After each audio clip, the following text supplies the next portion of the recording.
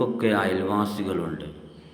അള്ളാഹു നമ്മുടെ അയൽവാസികളെയും നമ്മെയും നന്നാക്കി അവൻ്റെ സുവലോക സ്വർഗത്തിൽ മുത്തുനബിയോട് കൂടെ ഒരുമിച്ച് കൂടാനുള്ള തൗഫീക്ക് അള്ളാഹു നമുക്കും അവർക്കും നൽകി അനുഗ്രഹിക്കുമാറാവട്ടെ. മുസ്നദ് അഹമ്മദ് റിപ്പോർട്ട് ചെയ്ത ഹദീസിൽ കാണാം, അന്ത്യനാളിൽ അള്ളാഹു തആല ആദ്യമായി വിചാരണ ചെയ്യുന്നത് അയൽവാസികളോട് ശത്രുത പുലർത്തുന്ന കക്ഷികളെയാണ് എന്ന് ഈ അഹമ്മദ് മുസ്നദ് ഗ്രന്ഥത്തിൽ, ഹദീസ് ഗ്രന്ഥത്തിൽ നമുക്ക് റിപ്പോർട്ട് ചെയ്ത ഹദീസിൽ നമുക്ക് കാണാൻ സാധിക്കും.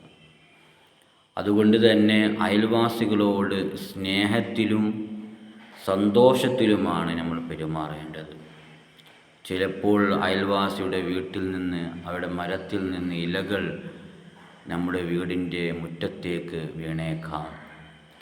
അതിന് അവരോട് തല്ലുകൂടി അവരുമായുള്ള സ്നേഹബന്ധം മുറിച്ച് അവസാനം മിണ്ടാതെ നടക്കുന്നൊരു പ്രവണത നമ്മുടെ നാടുകളിലൊക്കെ കണ്ടുവരുന്നുണ്ട്.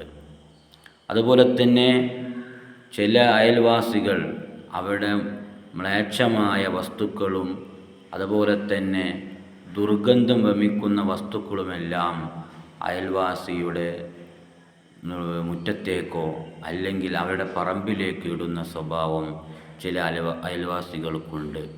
അവരും ശ്രദ്ധിക്കേണ്ട കാര്യമാണ്. അത് നമ്മുടെ വീടിൻ്റെ മുറ്റത്താക്കിയാണ് ഇടുന്നത് എങ്കിൽ നമുക്ക് ഇഷ്ടപ്പെടുമോ? അത് നമ്മൾ ചിന്തിക്കേണ്ടതില്ലേ? അതുകൊണ്ട് തന്നെ മറ്റൊരാൾക്ക് ബുദ്ധിമുട്ടുണ്ടാക്കുന്ന ഒരു പ്രവർത്തനവും, പ്രത്യേകിച്ച് അയൽവാസികൾ, നമുക്കൊരു അസുഖം വന്നാൽ, നമുക്കൊരു പ്രയാസം വന്നാൽ അവരായിരിക്കും ആദ്യമായി നമ്മുടെ വീട്ടിലേക്ക് ഓടി വരുന്നത്. നമ്മുടെ കുടുംബക്കാർ ചിലപ്പോൾ നമുക്കുണ്ടാകും, ഉറ്റവരുണ്ടാകും, ഉടയവരുണ്ടാകും. പക്ഷേ നമുക്കൊരു പ്രയാസം വരുമ്പോൾ, നമ്മുടെ വീട്ടിൽ നിന്നൊരു കരച്ചിൽ കേൾക്കുമ്പോൾ എന്താണ് അവിടെ സംഭവിച്ചിട്ടുള്ളത് എന്ന് വന്ന് നോക്കാൻ ആദ്യമായി നമ്മുടെ വീടിൻ്റെ മുറ്റത്തേക്ക് എത്തുന്നത് നമ്മുടെ അയൽവാസികളാണ്.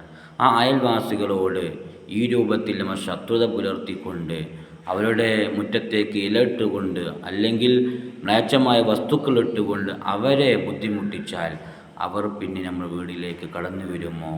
എത്ര വലിയ പ്രയാസപ്പെട്ടാലും അവർ നമ്മുടെ വീട്ടിലേക്ക് കയറാൻ താല്പര്യപ്പെടുകയില്ല. അതുകൊണ്ട് അയൽവാസികളോട് നല്ല രൂപത്തിൽ തന്നെ നമ്മൾ പെരുമാറാൻ ശ്രദ്ധിക്കണം. അല്ലാഹു തആല നമുക്ക് തൗഫീക്ക് നൽകി അനുഗ്രഹിക്കുമാറാവട്ടെ. അസ്സലാമു അലൈക്കും വറഹ്മത്തുള്ളാഹി വബറകാതുഹു.